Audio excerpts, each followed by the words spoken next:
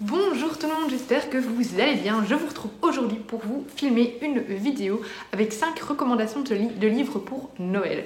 Alors, ceux qui me connaissent un peu savent que je ne suis pas très romance.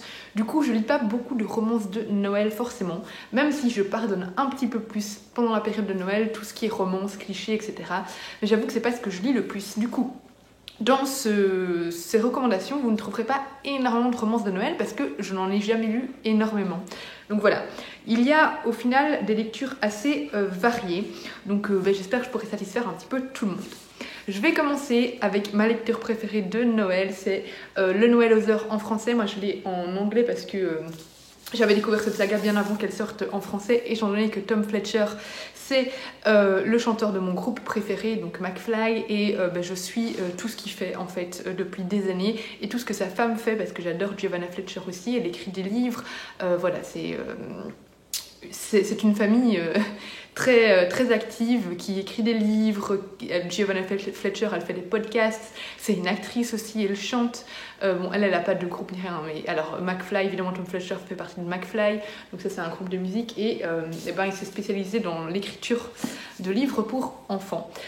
Donc voilà, moi en général dès qu'il sort quelque chose j'achète. Du coup, le Noël aux Ors, c'est une petite saga de livres qui parle en fait de Noël et de dinosaures. Donc voilà, ce sont des sagas, ce sont des livres en fait destinés aux enfants, mais c'est extrêmement savoureux également pour les adultes.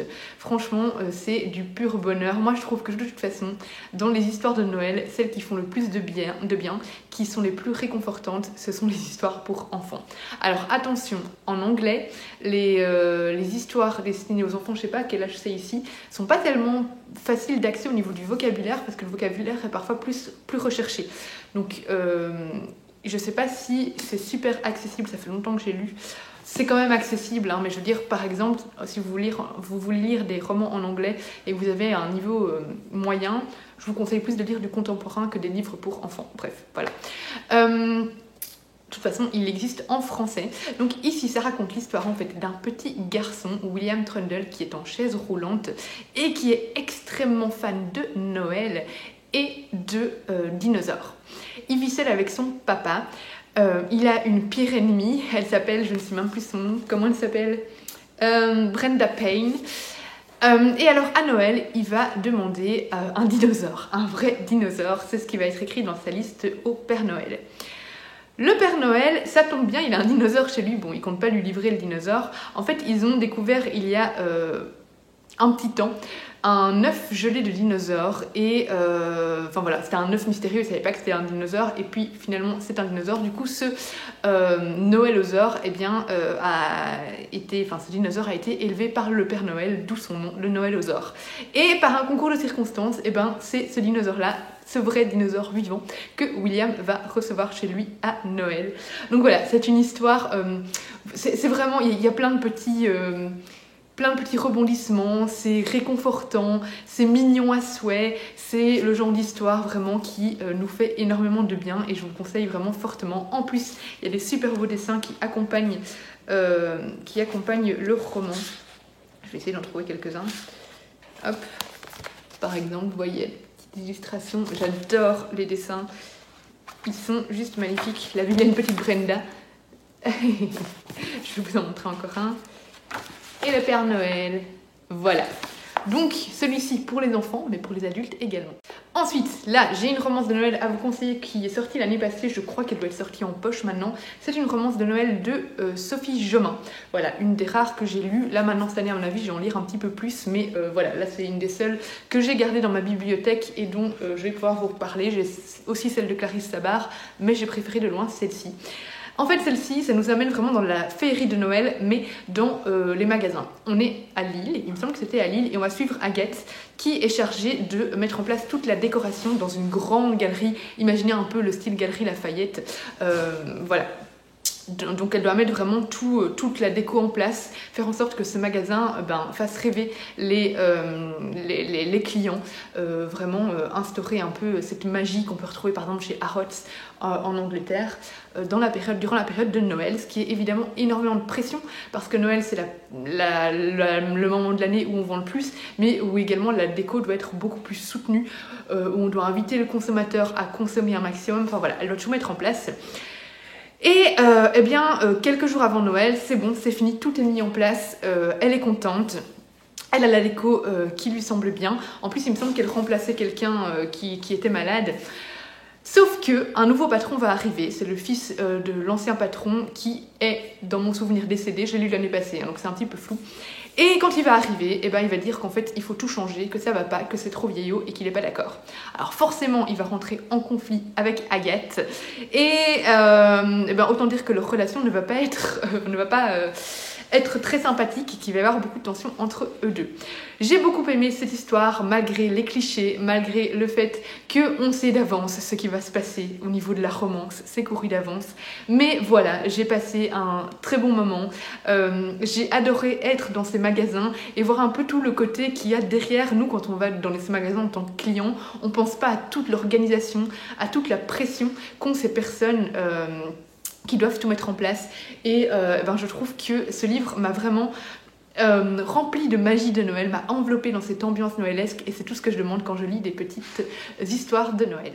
Le prochain roman, je l'ai lu il y a 2 ans, donc de nouveau c'est un petit peu flou dans ma tête, mais je sais que j'avais passé un agréable moment avec Falalalala d'Émilie Chazeran.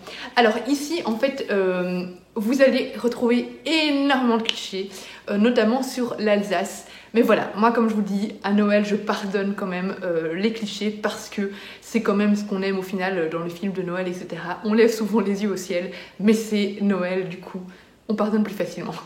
Dans cette histoire-ci, en fait, on vit dans une famille de nains. Comment ça s'appelle d'achondroplase. Désolée, c'est un terme que je n'arriverai jamais à retenir. Et en fait, donc on est en Alsace et donc toute cette famille est composée de petites personnes, sauf une. Il s'appelle Richard. Il a 19 ans et c'est la seule personne de sa famille à être grand, de taille entre guillemets normale. Il évolue comme ça dans cette famille, mais en se sentant pas tout à fait à sa place. C'est drôle, c'est plein d'humour, c'est plein de clichés, j'ai ri à de nombreuses reprises. Cette famille est complètement extravagante, ils arrêtent pas de s'engueuler, mais en même temps ils s'aiment énormément, donc il y a beaucoup d'amour dans ce roman également, beaucoup de rebondissements, beaucoup de péripéties. C'est une famille où pendant la période de Noël, ou bien même en général, ça doit être très fatigant d'y vivre. Ils sont une des attractions principales durant la période de Noël. Leur maison est une des attractions touristiques. Vraiment, il y a énormément de gens qui viennent voir leur maison durant la période de Noël. Du coup, tout doit être au point, tout doit être décoré. Voilà, ils ont de nouveau un peu de pression pour que durant la période de Noël, tout se déroule comme il faut. Et voilà, je vous en dis pas beaucoup plus, je pense que vous pouvez déjà vous faire une idée avec ce petit résumé là.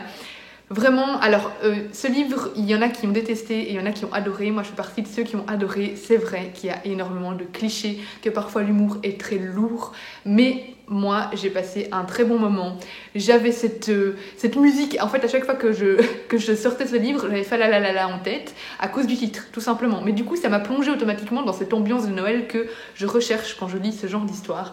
Donc voilà, moi j'avais beaucoup aimé. C'est un livre de Noël assez différent des autres, malgré les clichés. J'ai une petite marque-page que j'avais reçue de chez Sarbacane. Malgré les clichés, voilà, elle est quand même assez originale et j'ai passé un agréable moment. C'est décalé. Et j'ai ri à plusieurs reprises et je vous la conseille fortement. Ensuite, on a un incontournable aussi, c'est Flocons d'amour. Alors celui-là, j'ai lu il y a des années également, vous verrez pas bien parce qu'il brille de mille feux. Celui-là, il est sorti en film sur Netflix au cas où. Je l'ai vu d'ailleurs l'année passée. C'est un roman à 3 voix, c'est un roman choral. Dans le sens où on a, il me semble qu'on suit 3 personnages du coup.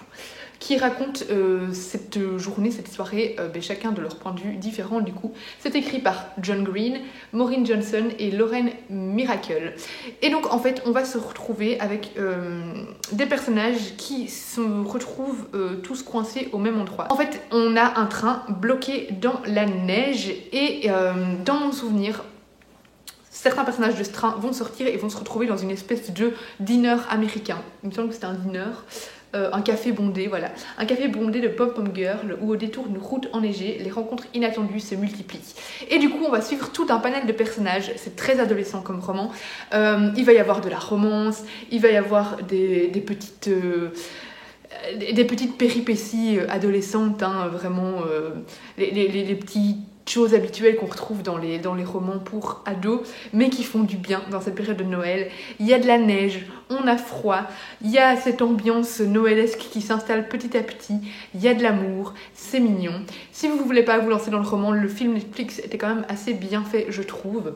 Moi, j'ai passé un bon moment quand j'avais lu cette histoire, et puis j'aime beaucoup John Green, donc forcément ça a aidé. C'est pour ça d'ailleurs que je l'ai acheté à la base, et puis franchement, il est super beau, non ?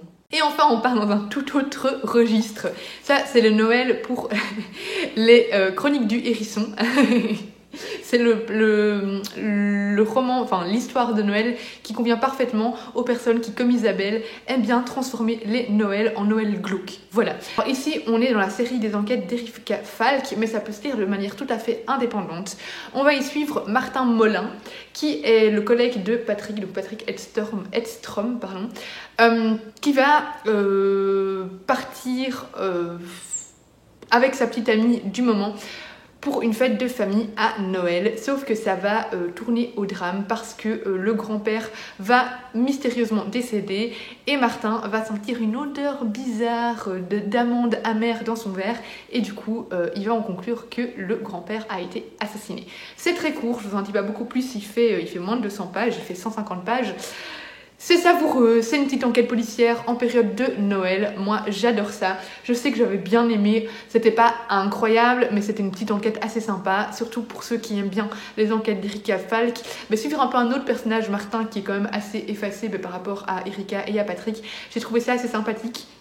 Découvrir un peu son histoire à lui. Voilà, pour ceux qui aiment bien les écrits de Camille Lackberg, je trouve que c'est un chouette petit complément à toute la saga. Et moi, j'ai passé un bon moment et je dois dire que moi aussi, j'aime bien parfois des Noëls un peu plus glauques. Et du coup, ici, il n'y a pas trop de clichés. Donc voilà, c'est tout pour les 5 petites histoires. Enfin, peu petites, il y en a des plus grosses que d'autres, mais quand même, elles sont toutes relativement assez courtes de Noël. J'espère que vous auriez fait des découvertes. Voilà, chez moi, pas trop de romance, comme je vous ai dit. Donc, vous avez pu découvrir des genres assez différents qui pourront satisfaire, je pense, à peu près tout le monde. On se retrouve bientôt dans une prochaine vidéo. Comme d'habitude, n'hésitez pas à commenter, partager, à vous abonner et à liker la vidéo. Dites-moi vous quel genre de livre vous aimez lire à Noël, si vous en avez lu un de ceux que j'ai présentés. Et on se retrouve bientôt dans une prochaine vidéo. Bisous!